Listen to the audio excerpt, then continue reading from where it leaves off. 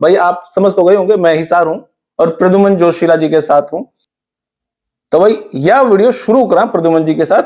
भाई साहब नमस्कार, प्रणाम, जय हिंद। नमस्कार, प्रणाम, जय हिंद, राम राम।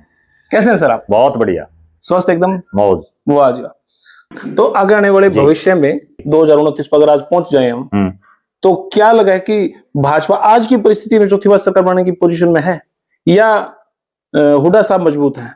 देखो, या फिर जजपा इनेलो इकट्ठी भी हो सकते हैं? सीधी ही एक बात बताऊं, अगर किसी सिंगल एक आदमी के पास पूरे हरियाणा में सबसे बड़ा वोट बैंक है, एक सिंगल आदमी, पार्टी नहीं आदमी, तो वो चौधरी भूपेंद्र सिंह हुड्डा। ठीक है, कोई दो राय नहीं। ठीक है, वो जिसको चाहेंगे उनको जिता देंगे। ठीक है, जिनको हरवाना होगा उनको हरवा भी सकते हैं, इतना दमखम उनमें, चाहे वो बीजेपी का हो चाहे किसी भी पार्टी क्या का वो हो। खुद बनन की स्थिति में है? जितवाना हरवाना तो खैर बहुत सारे का दावा नहीं, आज भी जो 37 एमएलए हैं ना, उन 37 में से ज्यादातर उन्हीं के रेमो क्रम पर जीते हुए हैं। हुड्डा साहब की वजह से, हुड्डा साहब और दीपेंद्र हुड्डा की मेहनत, हुड्डा साहब का ये नाम। बात आपकी ठीक है, सबसे बड़ा आदमी जिसके पास लेकिन आज के टाइम पे तो डेंट लग रहा है उनके ऊपर। डेंट मजबूत तो वही है। डेंट तो सीधी ही बात ये है कि कोई पार्टी लगातार 3 चुनाव हार जाए, नेचुरल बात है, डेंट तो लगेगा। भाई लगातार 3 चुनाव हारना अपने आप में एक बहुत बड़ी बात है। हालांकि खुद भूपेंद्र सिंह हुड्डा भी चुनाव हार गए थे सोनीपत लोकसभा से, बिल्कुल, और वहीं से सतपाल ब्रह्मचारी जीत रहे। सतपाल ब्रह्मचारी जीत, ये तो समय की बात है। आपको एक बहुत कड़वी बात बताऊं,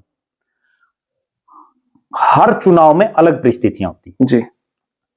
कोई आदमी यूं कहे ना कि ये फला आदमी का गढ़ है, मैं आपको एक उदाहरण बताता हूं, उससे आपको समझ आ जाएगी, दो दर्शकों को भी समझ में आ जाएगी। 2014 का चुनाव, दुष्यंत चौटाला को कोई नहीं जानता, कोई बहुत बड़ा चेहरा नहीं थे राजनीति में, राजनीति का क्या गए का भी नहीं पता था। उस आदमी ने हिसार जैसे हल्के में, जहां से कभी भी चौधरी देवीलाल के परिवार का कोई आदमी नहीं जीता, कभी भी, उसके बाद भी नहीं जीता, यहां से खुद चौधरी देवीलाल ने गिराई से चुनाव लड़ा, हारे। चौधरी देवीलाल ने आदमपुर से चुनाव लड़े, हारे। चौधरी ओम प्रकाश चौटाला ने हिसार लोकसभा से चुनाव लड़े, हारे। चौधरी रणजीत सिंह ने 2 बार चुनाव लड़े लोकसभा के, हारे। आदमपुर से एमएलए का लड़े, हारे। अजय सिंह चौटाला ने चुनाव लड़े, हारे। नैना चौटाला ने लड़े, हारे। सुनैना चौटाला ने लड़े, हारे। खुद दुष्यंत भी हारेगी उसके बाद, मतलब कोई नहीं जीता, केवल वो जीता 2014 में। और उसने किसको हराया? कुलदीप बिश्नोई को हरा दिया, एमपी बन गया, युवा सांसद। और जब वो जीता तो उस समय 3 हलकों में एक तरफा जीता था, उचाना, नारनौंद और उकलाना, और 6 में वो आ गया था। 6 एक पास और 3 एक पास, फिर भी वो जीत गया।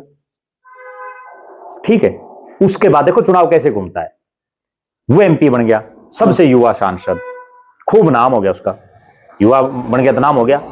5 महीने बाद उसी शख्स ने उसी उचाना से चुनाव लड़ लिया जहां से लोकसभा में एक तरफा जीता, और वो लोगों ने 7,000 से हरा दिया।